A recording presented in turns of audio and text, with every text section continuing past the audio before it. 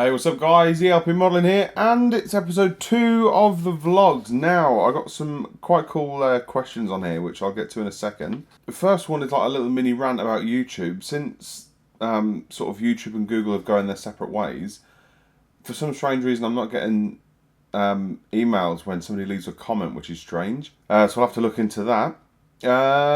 Right, on to the questions then. Luna asked me, can you list down your top 5 car animes and car movies?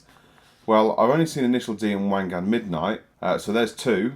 The third one would be the Fast and the Furious series, the first one being my favourite. Number 4 would be Thunderbolt, which is quite an old film with Jackie Chan in. That is a great film. It's aged a bit now, it's quite old now, but it is still very good. And another one would be Death Race. I'm not quite sure what the general sort of opinion of that film is, but I enjoyed it. I went to see it at the cinema. I thought it was pretty cool. And Total John asked me a modelling question, actually. He's bought a second-hand kit of a Toyota MR2, and he wants to take the clear parts out that have been previously glued in. There's 2 methods that I know of removing parts. One is putting them in the freezer.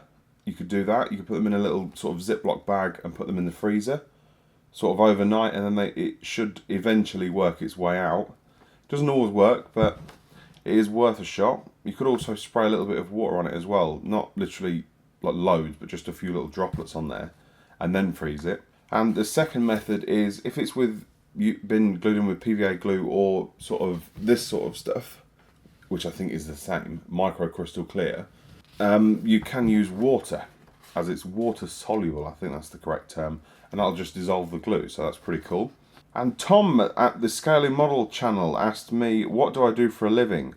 Well, it's a little bit awkward. I don't actually have a job, if that makes sense, for quite a number of reasons, and they're not all good, to be honest. But bottom line is, I can't actually work, so I'll probably get more into how and why another day, but that's that one.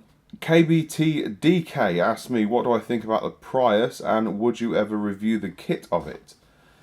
Well, I've got the Ryakama version of the Prius to unbox, and the actual real life Prius. Well, I don't hate them. I would never own one, but I think probably going to get some hate for this, but I think they're good looking cars. That's about it, really.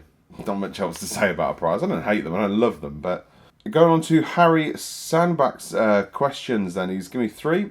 Where in the UK do you live roughly? Quite a fair way from London. I'm not exactly going to say exactly where I live, but west of London. Do you play any racing games? I used to. I wouldn't say I've gone off them, but I find that racing games, like sort of the last year, have been a bit samey. They've all been, same game, just repackaged with a few extra cars and tracks. But I am looking forward to the new Need for Speed game, and Forza, whatever number are on now, 6, and the new Gran Turismo.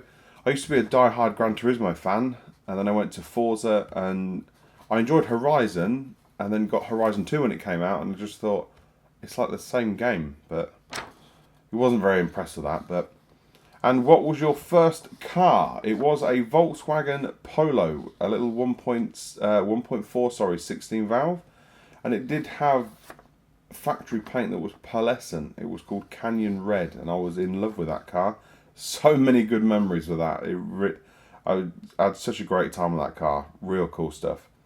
And the final one, Renato asked me, how did I get into model cars? Well, I used to build them when I was younger.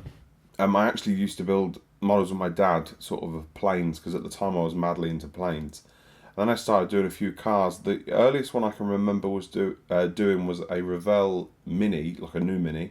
Another one I can remember was a Tamiya Mazda RX-7 that I just brush painted with blue and actually I actually recreated Lexus lights. Enough said on that. I wish I still had them. I would love to have a look at them now, but I don't even know what happened to them. But yeah, the reason I actually got back into model cars after sort of 7-8 years and actually wanted to do it properly was all down to a YouTube video that I watched, funny enough, of a JDM diorama, garage diorama by Carl Briffach. And he's a great guy. What he done with this garage setup diorama is just phenomenal. With a Z-Tune that he built, parked outside. He's also a great builder. I'm going to have some builds from him featured on a Friday very, very soon. But there's a little link in the description box. You can go check out his channel. He builds some amazing cars, especially the Evo 7 he's just done. Going on to the next question for you guys then. I'm going to be magically transported back into my car with a different t-shirt on, back to last week. There is a single swear word in this, so I will warn you. I will put adult content filter or whatever it is that I have to do, but enjoy, guys. Here's another one. What's the best, now this is a bit different to the, instead of the usual, what's the best car you've owned or driven or whatever, what's the best car you've been a passenger in?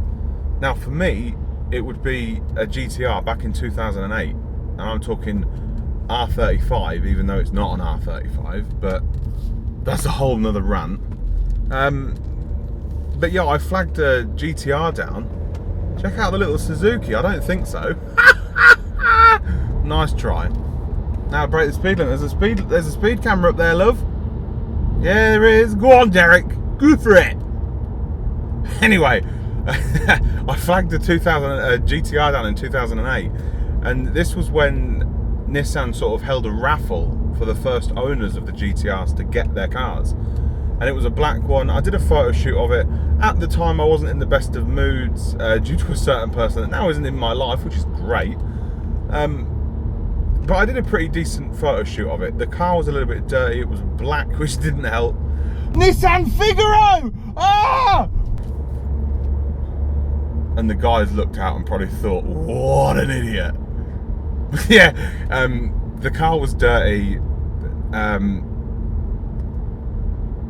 You know, but the guy was great who owned it.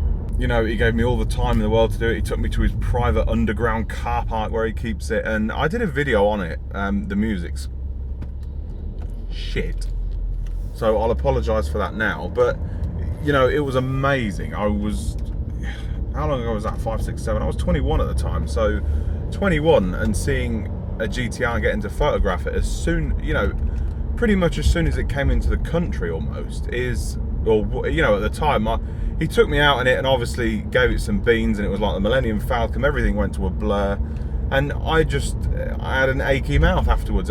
Couldn't stop smiling, and that was by far and away the best car I've been a passenger ride in, without a doubt. But what about you? What is the best car you have been in as a passenger?